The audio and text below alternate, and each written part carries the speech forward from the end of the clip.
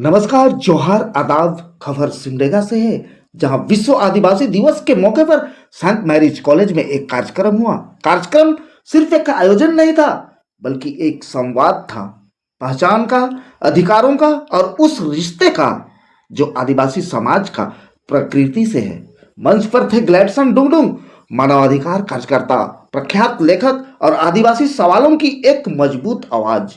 उन्होंने कहा, जल, जंगल और जमीन ये शब्द भर नहीं है, ये आदिवासी समाज का जीवन है, उसकी पहचान है, उसकी अस्तित्व है। उन्होंने युवाओं से कहा कि अपनी भाषा को जानिए, अपनी संस्कृति को समझिए, क्योंकि जो अपनी जड़ों से कटता है वो धीरे धीरे अपनी पहचान खो देता है।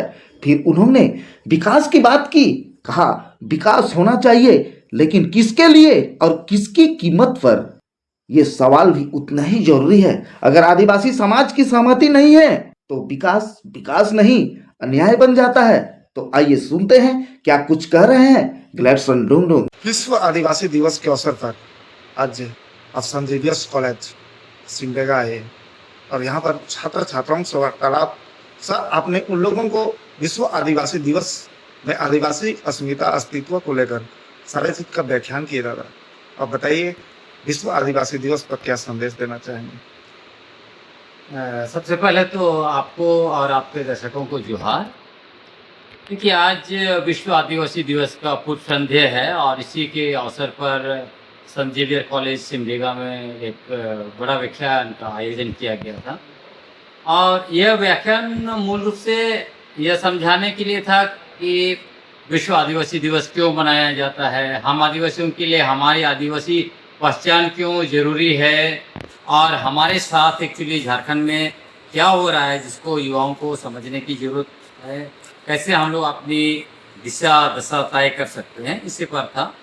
तो मूल रूप से मैं कहना चाहूँगा कि विश्व आदिवासी दिवस जो मनाया जाता है वो इंटरनेशनल वर्किंग ग्रुप का पहला बैठक जेनेवा में 9 अगस्त 1982 को हुआ था। उसी की याद में यूएन ने विश्व आदिवासी दिवस की घोषणा की और इसीलिए 9 अगस्त को पूरे देश में और दुनिया में विश्व आदिवासी दिवस की मनाया जाएगा। मूल सवाल यह है कि हम कौन हैं, हम आदिवासी लोग कौन हैं, क्योंकि झारखंड में आदिवासियों को धर्म पर फिक्स करने की कोशिश की जा रही। तो हमारा मूल संदेश ये था कि हम जन्म से आदिवासी हैं, ना कि धर्म से आदिवासी हैं। हम सभी लोग जन्म से आदिवासी हैं। भारत में हमारे पुरखे लगभग 65,000 साल पहले से हमारा पुरखों का अस्तित्व यहाँ पर है। और जो लोग आदिवासियत को तय करना चाहता है, आदिवासी पहचान को वनवासी में तब्दील करना चाहता है, इनके पुरखे भारत में यूरेशिया से मात्र 3,500 साल पहले आए हैं।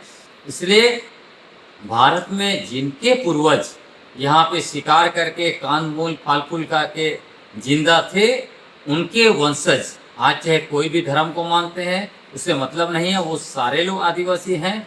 हम लोग तभी से यहाँ पे अस्तित्व में हैं। हम आदिवासी लोग धरती में, दुनिया में, भारत में हमारा अस्तित्व तब से है जब भगवान पैदा नहीं हुए थे, धर्म पैदा नहीं हुआ था। इसलिए जो लोग हम लोगों को धर्म के आधार पर बांटना चाहता है, हम लोगों को सरना ईसाई के नाम पर लड़वाना चाहता है, उनको भी मैं कहना चाहूँगा कि आपका इरादा कामयाब नहीं होगा। और यही ताकतें आदिवासी को वनवासी में तब्दील करना चाहता है, को सरना को सनातन में मतलब समाहित कर देना चाहता है, और आदिवासी पहचान, अस्मिता और अस्तित्व को निस्तराबूत करना चाहता है। इसलिए युवाओं को हम लोगों ने सावधान किया। और अभी एक चीज़ यह भी चल रही है, परिसीमन आ रहा है, अनुसूचित क्षेत्रों का निर्माण जनसंख्या के आधार पर नहीं हुआ है। उसके बावजूद यहाँ 75 वर्षों से यहाँ का लोकसभा, विधानसभा सीटें जनसंख्या के आधार पर तय की जा रही है। यह हम आदिवासियों के साथ अन्याय है। परिसीमन के द्वारा फिर से विधानसभा और लोकसभा का सीट जनसंख्या के आधार पर तय करने की कोशिश होगी, इसका हम पुरजोर विरोध करते हैं। इसलिए कि अनुसूचित क्षेत्र का निर्माण जनसंख्या के आधार पर नहीं हुआ है। यहाँ विकास के नाम पर बड़े बड़े उद्योग लगे, कंपनियां बने, डैम बने, आदिवासियों को विस्थापित किया गया, बाहरी जनसंख्या अनुसूचित क्षेत्र में भर गए, और अभी जनसंख्या के आधार पर परिसीमन करना चाहते हैं। तो ये हम आदिवासियों को एक बार फिर से राजनीतिक रूप से विस्थापित करेगा। हमारा मुख्यमंत्री का कुर्सी, मंत्रियों का कुर्सी, विधायक का, एमपी का कुर्सी ये लोग छीनना चाहते हैं, जिसके खिलाफ हम हैं। इसलिए हमने कहा कि आदिवासियों को संपूर्णता में समझना पड़ेगा, नहीं तो आपस में लड़ेंगे तो हम जमीन, जंगल, नदी, पानी, पहाड़, उसके साथ साथ माटी, बेटी, रोटी सबसे बेदखल किए जा रहे हैं। इसलिए हम लोगों को एकजुट होकर आगे जाना।